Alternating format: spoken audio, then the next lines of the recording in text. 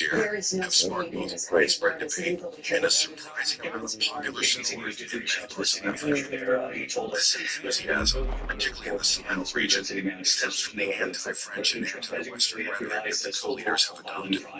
For many of these countries, French influence, dating back to colonial times, has been seen as a source of ongoing political instability, economic stagnation, and security issues, especially in relation to the fight against terrorist insurgencies. In countries like Mali, Senegal, Burkina Faso, with Ibrahim Traore, and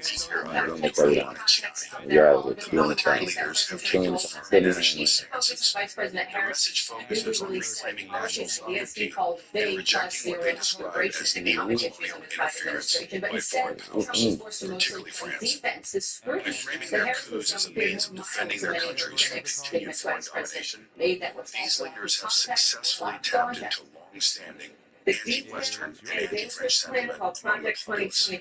This is a sentiment that has been growing steadily as frustrations mount over years of perceived economic exploitation and the failure of Western interventions to bring stability to the region.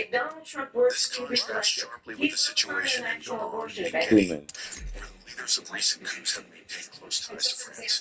A key example of this is Blaise Moullamy Nguema, the military leader of Guinea. On the day of the coup, Nguema made a point of welcoming the French ambassador to the presidential palace, assuring him that French interests in the country would be safeguarded. This immediate reassurance raised eyebrows, prompting many to question his true intentions. The willingness to protect French interests suggests that, like his counterparts in Mali, Burkina Faso, and Niger, Nguema may not be as committed to breaking free from French influence. Diving deeper into Nguema's history reveals more troubling details. In March 2021, the French investigative outlet Mediapart published a report on Nguema's alleged corruption. However, after the coup, the article was mysteriously taken down, raising further suspicions about his true motivations. Thankfully, activist Natalie Young archived the article, allowing the public to access its revelations. According to the report, Nguema, who previously served as one of the bodyguards for former President Omar Bongo, had amassed significant wealth. He owns multiple properties in France, the United States, and Senegal, as well as within Gabon. The Organized Crime and Corruption Reporting Project, OCCRP, further reported that Nguema owns numerous properties in Washington, D.C., raising concerns about how a military officer from a relatively impoverished country could accumulate such wealth. More troubling still is the revelation that on the very day of the coup, Nguema held a meeting with French Ambassador Alexis Lemaitre, assuring him that France's interests in Gabon would remain intact. This action has fueled speculation that France may have been aware of the coup in advance. French media reports suggest that the country's intelligence agency, the DGSE, had foreknowledge of the coup and informed President Emmanuel Macron, who reportedly chose not to intervene. The involvement of foreign powers, especially France, in African politics often leads to accusations of manipulation and exploitation. Nguema's close ties to France and his history of corruption suggests that he may not be the liberator that some in Gabon had hoped for. Instead, his actions appear to align more closely with the interests of the imperialist powers, particularly France, who have long sought to maintain their influence in African affairs through leaders they can manipulate. This brings us to a crucial point. While Nguema's past and his close association with French interests paint a troubling picture, he still has the opportunity to chart a new course. As the leader of Gabon, he now stands at a crossroads. He can choose to side with the people of Gabon and push for real liberation from foreign influence, or he can continue down the path of corruption and serve as a puppet for external powers. The choice is his, and his legacy will be defined by which path he chooses to follow. Will he become another leader entangled in a web of foreign manipulation, or will he seize the moment to truly liberate his country? This was one of the main problems. Only time will tell. Knew that was going to be her issue heading into this. Avoiding athletes would prevent it. If you're betting, get it down. And no more bets. Good luck, folks. Got a 10 here. And a 9.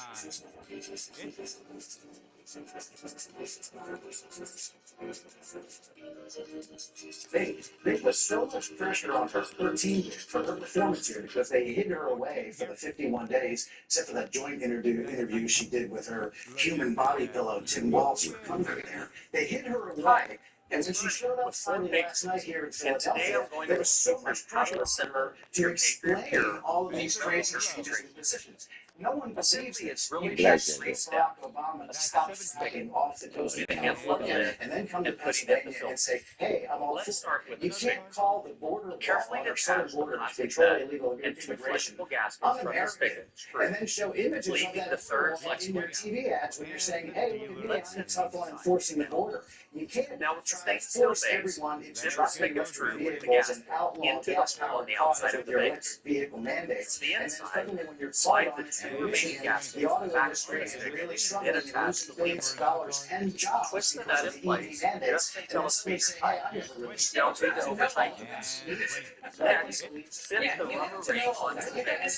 This protects your countertop. Now you're ready to install Patriots here, nano-mesh gravity filters. Trump was talking at last night's your debate, filter gun's ready to install. Just take this ready and place it through any of the 4 holes in the critics were quick to call out then the over-the-top expressions with a on gasket her and face. screw it in. Fox News contributor Miranda Devine called them reversed and exaggerated, adding that Kamala Harris comes across as fake and weak. A Daily Wire report says they convey a sense of dishonesty and nervousness. Another conservative writer calls them way over, coached, uncomfortable, and weird. Remove the small screw washer from the knob center using a small there's no screwdriver. question. We expected her Place to the be able to washer go out on and the actually side of the deliver lid. her performance because she can memorize Tom Connors here. How can I help you, sir? Stage directions. Hold it in place with your finger and put the What knob does she in say? the screw. Not I'll send one of our best drivers right away. lies that she has memorized. That's why she gave us this incredible gold nugget for when she Now said, you're ready my to values complete have changed when she Simply did do set that the CNN stainless interview. steel What that means is it's a straight Another stark contrast that sets Gabon and Guinea apart from the revolutionary surge in Mali, everything that's in her Niger, record. And she Burkina says my Faso values haven't is changed. the It all unapologetic brings up boldness of the latter's and leadership. also, The leaders of Burkina Faso, Mali, and Niger are not just positioning themselves within the core of the African narrative. They are claiming sovereignty in defiance of Western dominance. Free and anti-French bloc, they challenge the very grip of neocolonialism. And their moves have sparked a fire of rebellion across Africa, fueling anti-Western sentiment among millions who have long criticized foreign affairs. In this volatile landscape of Russia, its infamous Wagner Group has seized the opportunity to undermine Western influence in Africa, particularly in the Sahel. For many in the region, Russia has become the hammer against France's global influence. As these alliances form, celebrations Yo, what you need? hailing these coup leaders as Yeah, player. We'll get it to to you. strike back at Western dominance. The coups in Gabon and Guinea, however, are a different beast, limited and less celebrated. Why? The reasons are simple. You've forgotten about the cars I requested. My friend, please. This is no good. Gabon and Guinea remain entrenched in internal politics and power struggles. These countries are not seizing the revolutionary moment to shatter the chains of foreign control. Instead, their coups are seen as mere shuffles of domestic power. Gabon's overthrow of President Ali Bongo, a ruler from a decades-long dynasty, was viewed as a political reset, not a rebellion against external forces. Colonel Mamadi Doumbouya's removal of President Alpha Conde may have been welcomed initially, but it lacked the fiery anti-colonial rhetoric needed to galvanize true regional solidarity. The ECO's and EU stances also highlight the contrast. While sanctions rained down on Mali, Niger, and Burkina Faso for their fierce anti-Western defiance, Gabon and Guinea have taken a more cautious approach, appeasing these bodies in pursuit of international legitimacy.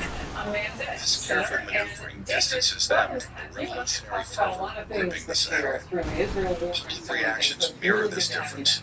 In Gabon and Guinea, while people may have welcomed the change, there was no flow of support for a grand anti-Western crusade. The Sahel, by contrast, stands at the edge of an Alexandria, uprising you against said that at centuries one of foreign point you needed a dominance. break.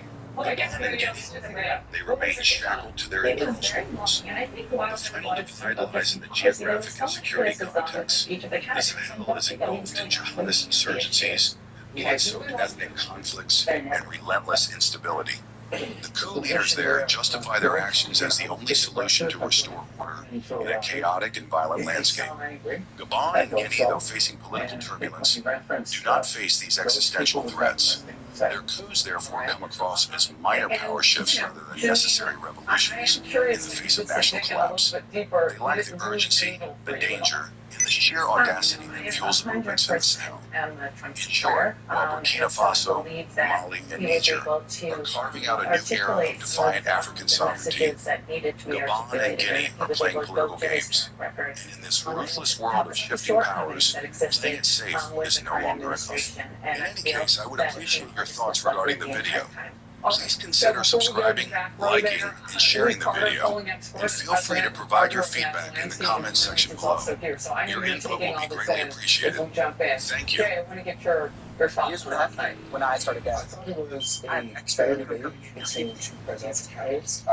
Much the same as Trump, I didn't feel like his entire performance was any different than any other. And I was happy to see the vice president come out. I think she could have made a few more points. Shifting focus to the gently West African nation of Burkina Faso.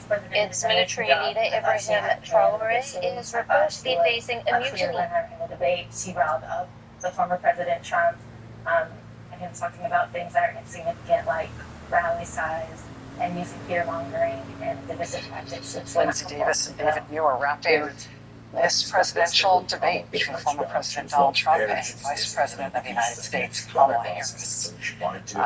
I would differentiate. You could not have two more different candidates with two more different approaches to the task at hand here. The television executive was telling me that everything you need to know I think in certain instances where about she rated the question, I thought live event on television, you can tell with the sound What off. is particularly was whether or not she If you had the sound off for the she stage dumped that show, ball, you would have seen why was is treated everybody like that? So I think it's whether of that. squinting. I never saw them like This gets to, we are going to play clip from tonight's debate. We can share this to response to real just going to and just comments. And you finish 40th second by second. And the very angry Republicans, the most congratulated and very tired. The issue that we show before the costs are the economy to watch together. so right on her feet.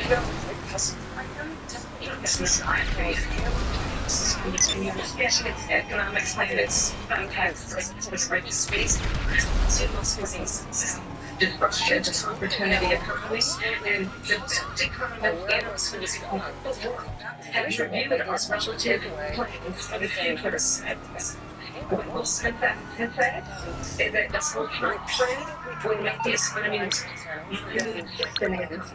what the Warren Smith said is Donald Trump's And not being the explanation for actually America. slowed the deficit. 16 Nobel laureates described all Democrats want to roll versus something that would increase inflation and by the middle of next year create a recession. That he saw something on television about giving the dollars. That was one of the hardest moments of value as a the country, debate. make People on television therefore he knows it's true and create jobs, create a lot of can't be true. good, solid money for our country. That just to finish off, But also she kept going doesn't directly have a at him. plan. She copied, she was Biden's told plan. that military leaders would work with him and told her that Donald Trump was a disgrace. Four She said to him sentences that that just you are a disgrace. taxes.